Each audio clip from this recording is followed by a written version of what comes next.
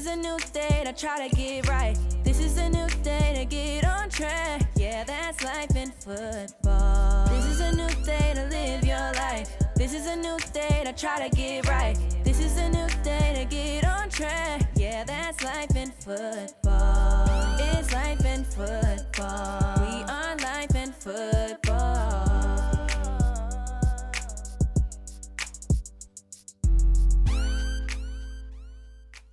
Welcome to the Life in Football Podcast, baby. I'm your host, Mike Fee. And this your co-host, Colin Moore. You know we loving life and enjoying football. Hey, today is a special episode. I got two of my best friends on this podcast today, baby. And guess what? Both of them last name is Mo. M-O-O-R-E. C. Mo from Bartow, Sean Mo from Quincy. Yes, sir. Now, this why I say this special because Sean Mo, I've been knowing him for a long time. I first met him in the Quincy All-Star Little League. That's when I first met him.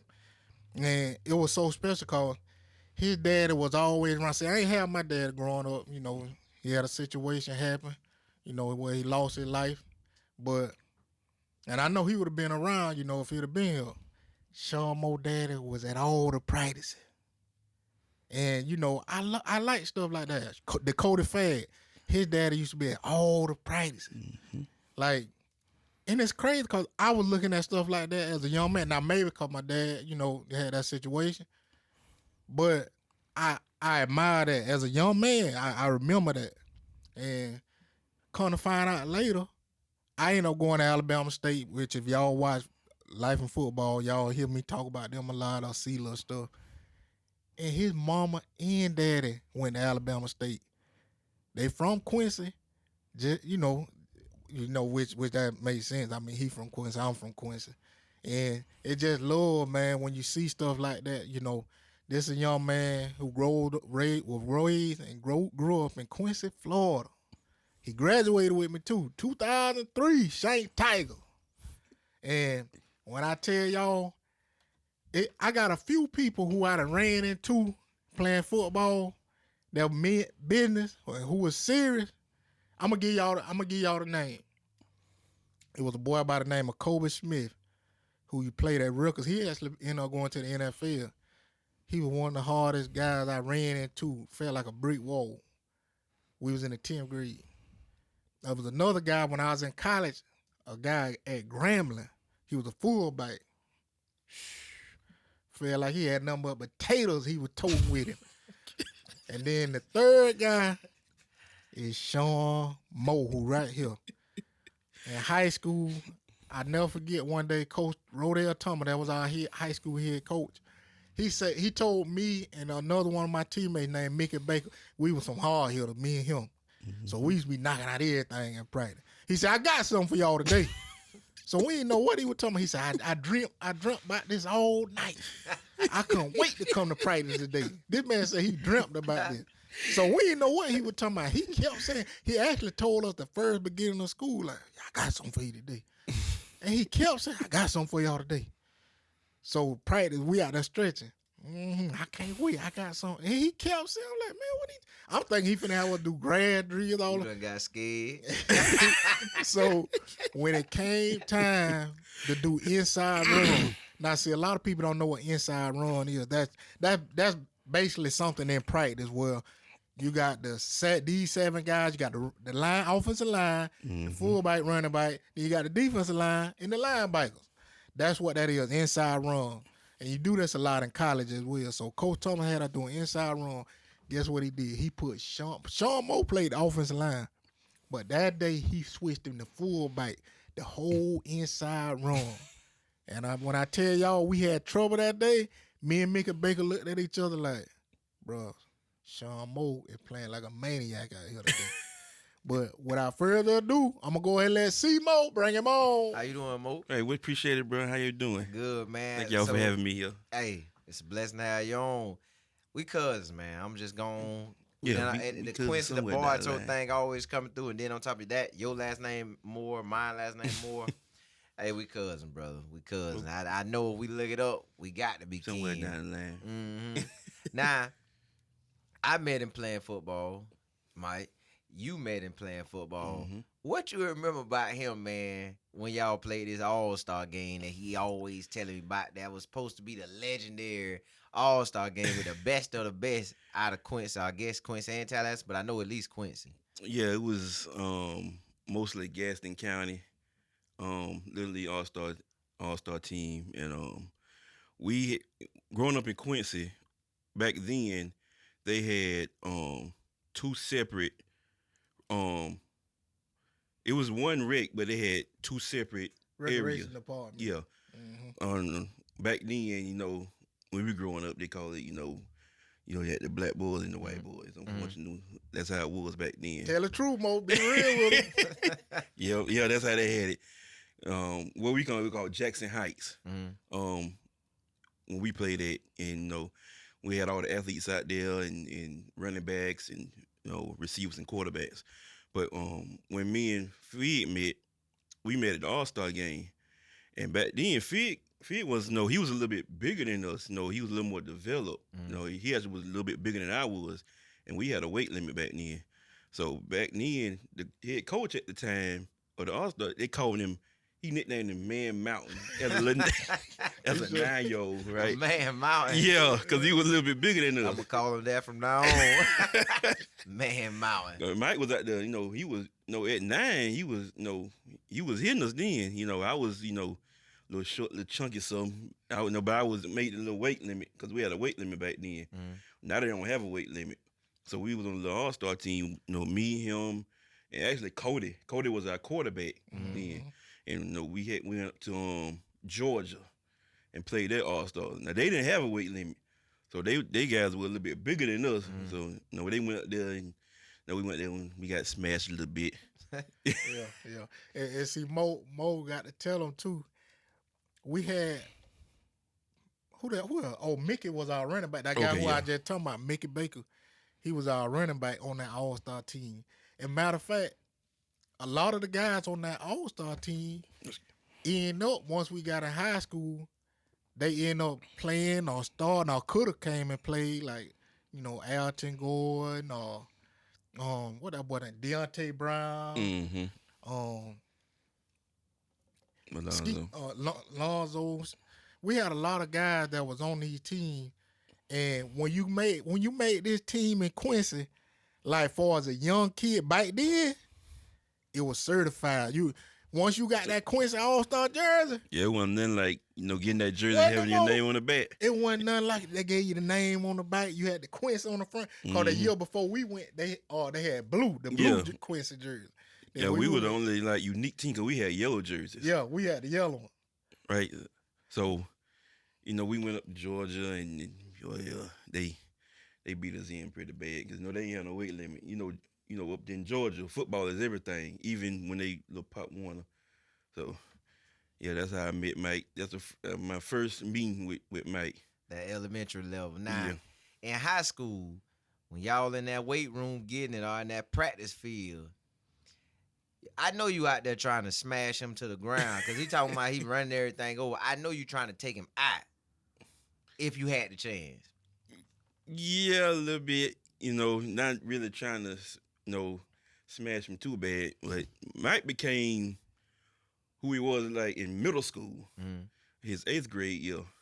That's when he became that linebacker because he played D-line most of his time when he got to his 8th grade year. That's when he moved to the position he known for now as middle linebacker. And quick story, Mike used to get real nervous before games in 8th grade. Yeah. And he used to throw up before each game. God, oh. Yeah.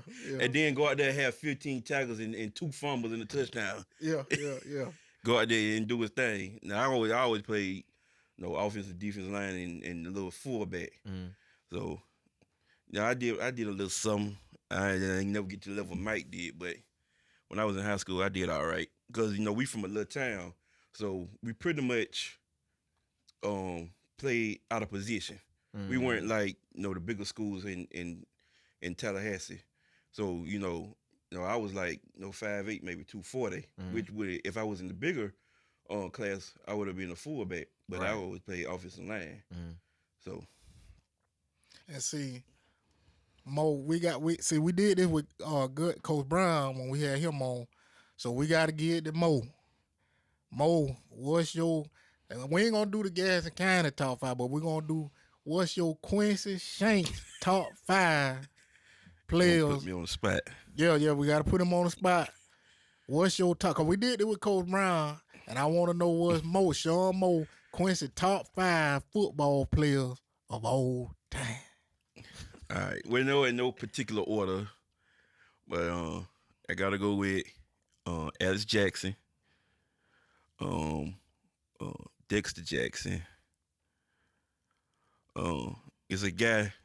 He was our defensive back coach, but when he was at Shanks, we used to call him Little Baby Dion. Back then in the 90s, his name was Stan James, which was our head football coach son. What was that? That's 4? No, that's 3. You said Alice Jackson, Dexter Jackson, and Stan. Go with Willie Simmons, and our running back when he was Anthony Battles, Nitro. Now I know about all them except for Stan. Where Stan went to school at, or did he go to school? What? Stan ended up going. He was supposed to go to Florida State, but some of his grades or something, he had to go to a junior college, and he got into a situation over there when he couldn't. I guess I got kicked out of school or something. But Stan James, let me tell y'all something. You know what? This is a good lesson too. See, certain people you disrespect them. Just cause you might see a homeless dude on the street and not knowing this man was about $4-5 million richer than everybody else. He just got on some drugs or had a bad situation. So I said that to say this. Stan James, he was our coach. And he was always giving us good information. Hey, y'all need to do this. Y'all need to do that. We used to hear him, but we really didn't hear him. Till one day, he bought in his high school film of him and his teammates, Dexter Jackson. Dexter Jackson actually won the Super Bowl MVP with the Tampa Bay Bucks in 2003. And Stan James put this film on. I'm telling y'all, he had the whole. Well, we was in a meeting. He had the whole meeting got quiet. I'm talking about silent. He was so good. It was unreal. Now, y'all, I know y'all heard Sean Mo say he was a baby Dion. Stan coming down the field, high stepping. He taking his helmet off, dancing in the end zone, and he doing it like 2 or 3 times a game. He was so good. Put it like this. If you turn on a Reggie Bush, Lorenzo Booker high school film, they film almost couldn't touch it. Am I lying, Mo? You ain't lying. That boy was just that good. And what made it so bad, his daddy coach was the head at the time, was the head coach of our rival team. So whenever he played them, he showed out. Yeah. Like, Daddy, yo, I could have been over here playing for you, Daddy, but I'm over here playing with the orange and black. Yeah. And he would show out. Yeah, man. And it made all us, after we saw that film, we gave him, all respect went from him, from like this to like this. From like, for who all just listening online, from 10% to 100% respect. That's how much that changed. And a lot of young kids, y'all need to know, don't be out here just disrespecting those people or not really listening to them, because you never know who you talking with, who you dealing with, even your parents sometimes, because they done did a lot. They done did a lot of, foolish stuff too, but they telling you, trying to help you. Man, y'all boys got them stories, man. That Q-Town seem like what it is. Yeah. Nah, Mike told me that. He been telling me about you so long. So it's like I've been knowing you for the longest, but officially getting to meet you today. Now, he said you went right into working in the law enforcement world. Yeah, I did. How you knew you wanted to do that? Like, and then you locked in and you ain't looked back. So yeah, well, the main reason I did it, at the time, my dad was sick, so I wanted to do something to try to help my mom out. So I went into got into corrections. I graduated in 2003, and I started class in 2004. But unfortunately, my father died while I was in the class, so he never got to see me, do this. So that's how I got into it. Been out there going on 18 years now. I just try to make him proud what I do, because he meant everything to me. I wanted to go and play college football like he did, but he was sick, and so I tried to step up and help my mom out, around the house and stuff, because he wasn't working at the time. But he just past Valentine's Day was the 18-year anniversary of him passing. So sorry to hear that, but you stepped up like a champion. Yeah. And I helped Mike get in the correction. He used to come home did. from school and stuff, and I used to come home, I had my little truck, whatever, with the music. Yeah, see, when I used to come home, I was in Alabama State at the time, so I used to come back home from college, and I called Sean. There's a few guys I used to always call, Sean Moe, and we got a friend we call Junk. His name actually Marcus Hughes, but we call him Junk, Junk. we used to call him. I used to call it, calling him and Mo. And Mo used to always come, and he had the music in his truck. And, we young at this time, like, dog, look like the boy had a pocket full of money. Soon I called, looked like he used to be off every time I came home, like, boy, what you reckon at? So he told me, yeah, they want such. So when he told me that, I was already getting my degree in criminal justice. So I started thinking, like, I might need to go do what he do. Look like he off every time I come home. Boy, got a pocket full of money in the truck. He used to come to the house, truck playing, bamming at me, boom, boom, boom, boom.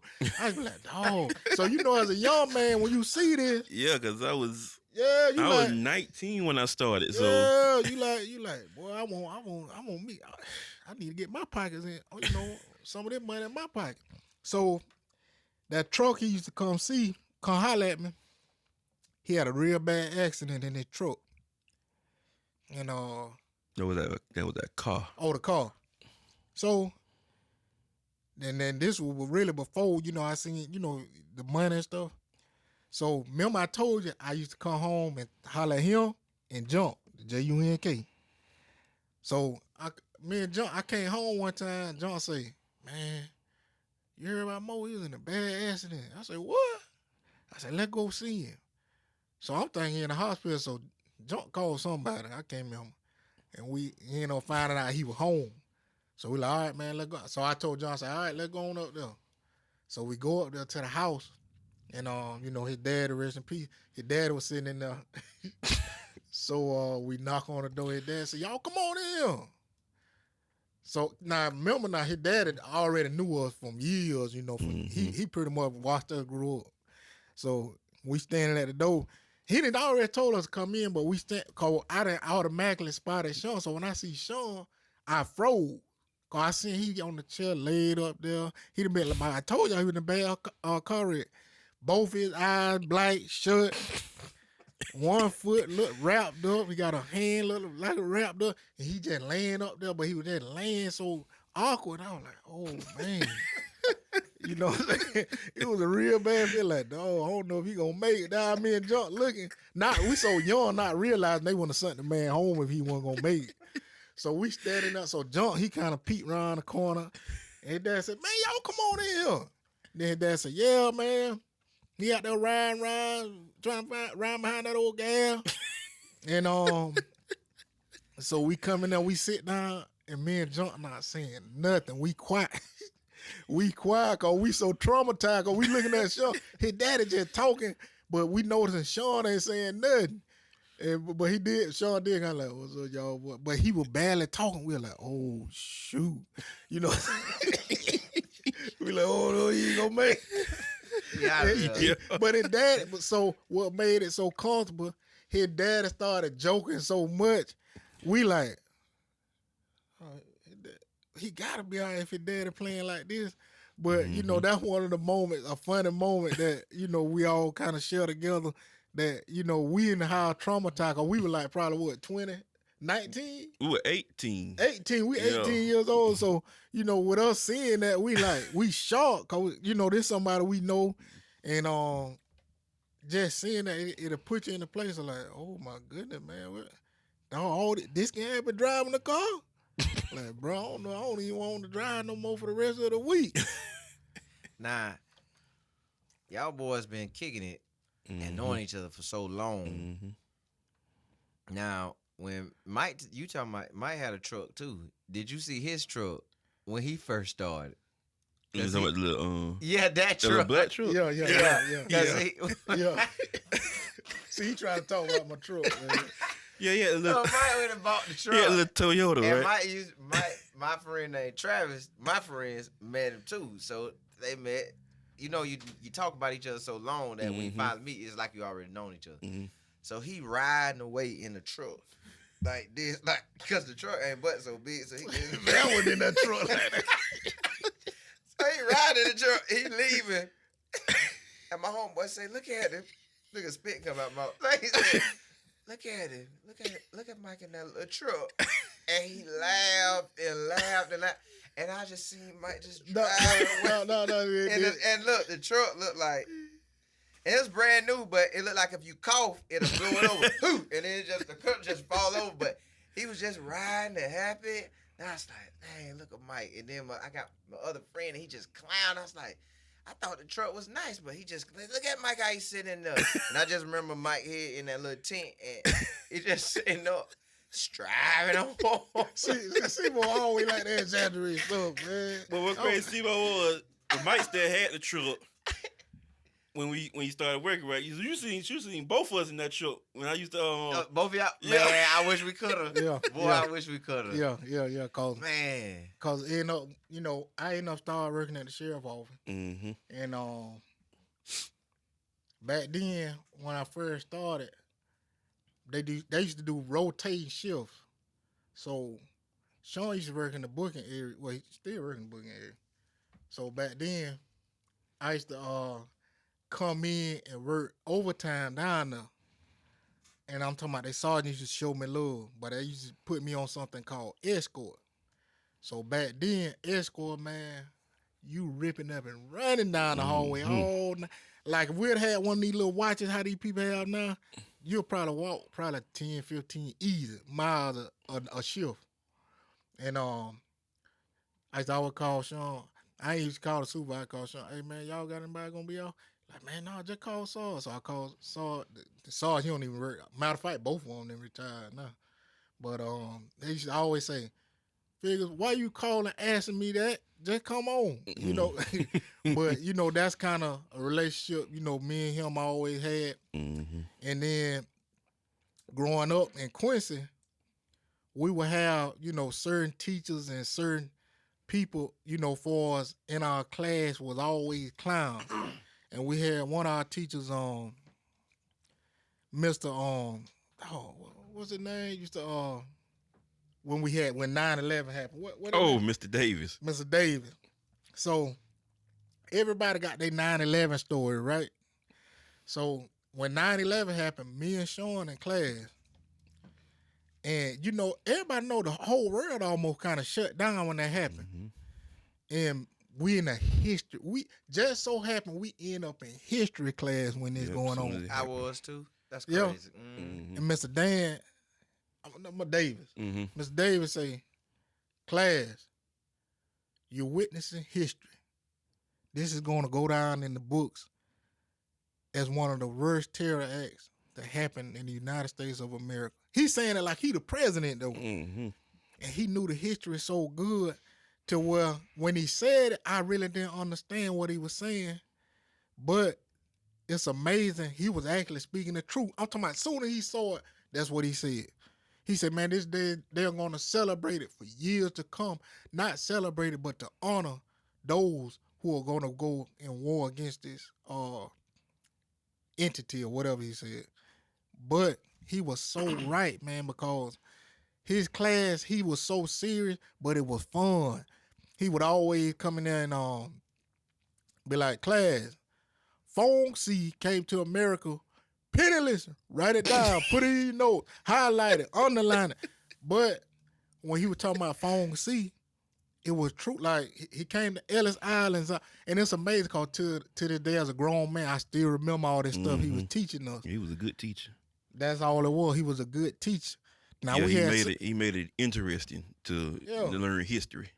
Now, Mo, give us a little background on you, like your parents, your upbringing, how it was for you. Well, my mom name is now is Tina Moore Baker. My dad was Archie Moore. 1 or 2. I got a younger sister. Grew up for everybody from Quincy who listening. Grew up East Quincy. That's not side of town. Didn't really grow up in the neighborhood. Just we had where I grew up was my parents' house, my uncle's house, who grew up next to me. So I didn't grow up in the neighborhood like you did, Mike. It was just my family, my uncle's house, and my cousin's house. But my parents, we have to go to cross town, the sub D to catch the bus. And so that's where I got all my neighborhood experience. I learned certain things. Got my little childhood experience growing up there. Went to George Monroe Elementary. Went to Carter-Parramore. Went to the great James A. Shanks High School.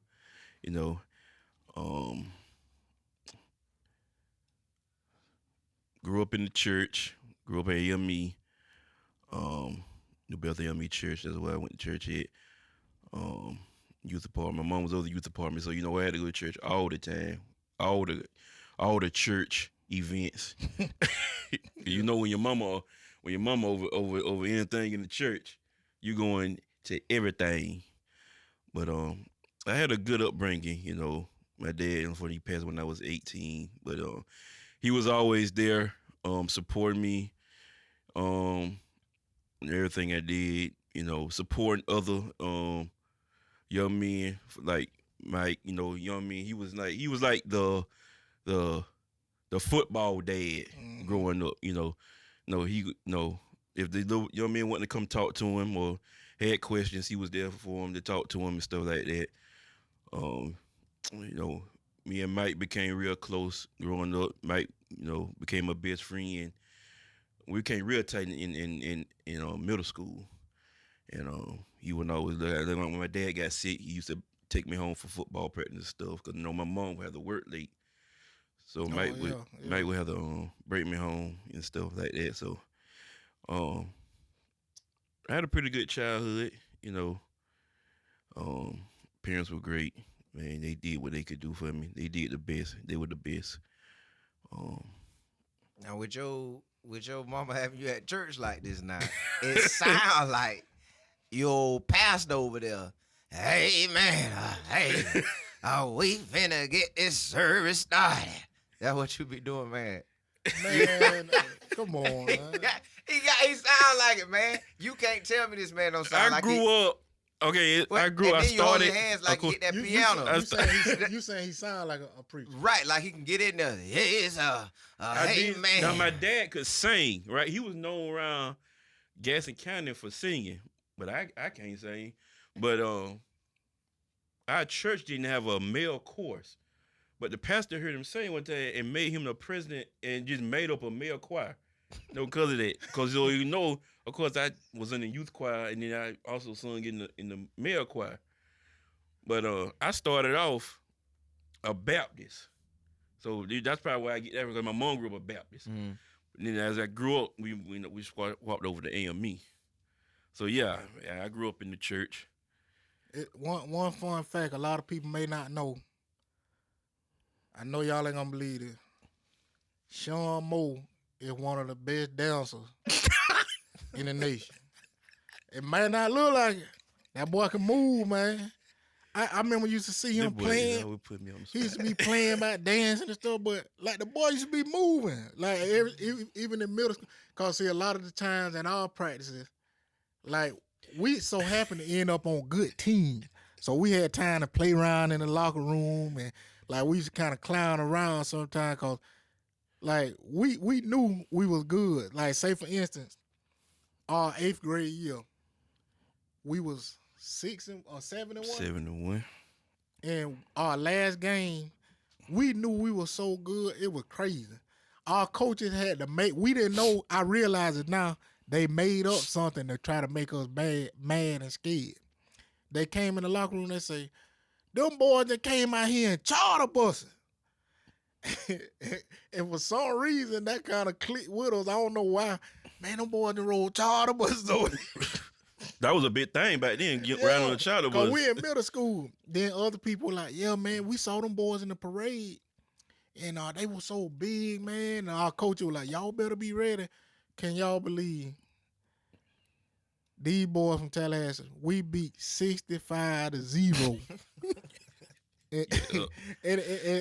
And all that, people had said about, we seen them in the FAMU parade. Mm-hmm. They were so big. Man, we beat them so easy. It was almost like we were practicing against a pee-wee team. I'm talking about that. Cause in the 8th grade, you probably, 14? Yeah, something like that. It's like we were playing against 7 years old, man. No disrespect to y'all, but the school was named CK Steel. I don't even know if that school's still open. No, I think it closed. Well, you remember the movie Remember the Titans? Mm-hmm. Where they used to call me or say that I was, the dude that was on the team that was always singing at the radio. Yeah. They used to say that I was that guy because, I was always singing and dancing before practice and stuff. So they just christened me that dude. They say I was Yeah. They say, like, Sean, boy, you just like that dude. I remember the time you always singing and dancing and stuff, which I was, man.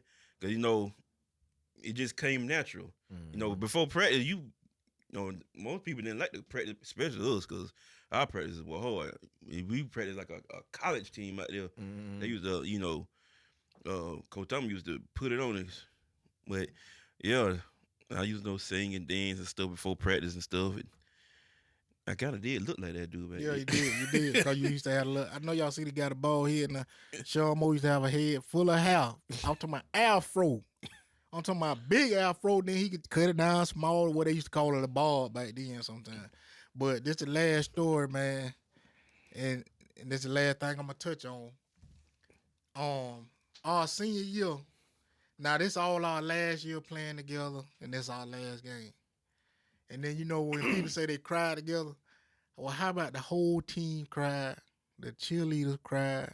The coaches cried. Parents came down crying. So we thinking we going to go to the state championship. And I don't care what nobody say. The team, they cheated us. The referee threw about 12 flags that shouldn't have been thrown. They called a touchdown that wasn't a touchdown. And Mickey Baker still to this day, he'll say that wasn't no touchdown. And I was right there because we tied the dude right before the goal line.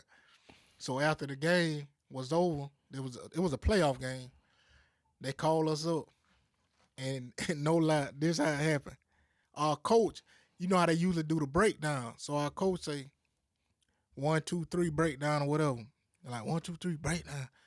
So after this game right here, Sean can tell you, we in a huddle, and all us, he counted down 1, 2, 3, and everybody started crying instead of saying break. We supposed to say breakdown, but everybody just the cheerleaders, everybody.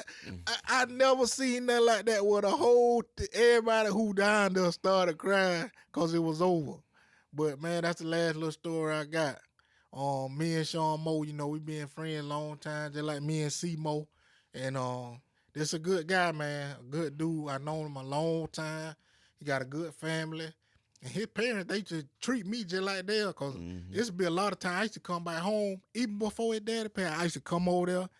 I'd come in his house. I remember I used to come in the house and his mama would be cooking or something, and his sister used to always, it seemed like she used to always be doing something to aggravate him or something. He'd be like, man, so go on. But, it just was a good family environment. And your mom was the same way with me, Miss Judy. Oh, yeah. My mom was the same way with him. And, that's just what a small town atmosphere is, families, togetherness, and, they pretty much treat everybody all as one. And, that's the good thing about small places like Quincy, Florida, And when we graduated, we were the last class at Shanks. And, it was special because our teachers even told us, we're going to leave when y'all leave. Then they said that they told us that. All the ones that been there since the 70s. Yeah, a lot of the older teachers, Mr. Dan, Miss Ra, Miss Francis, so a few more of them teachers were like, "Yeah, we're gonna leave when y'all leave." But that's just a special moment. I want to share with y'all, and I'm gonna leave y'all how I always leave y'all.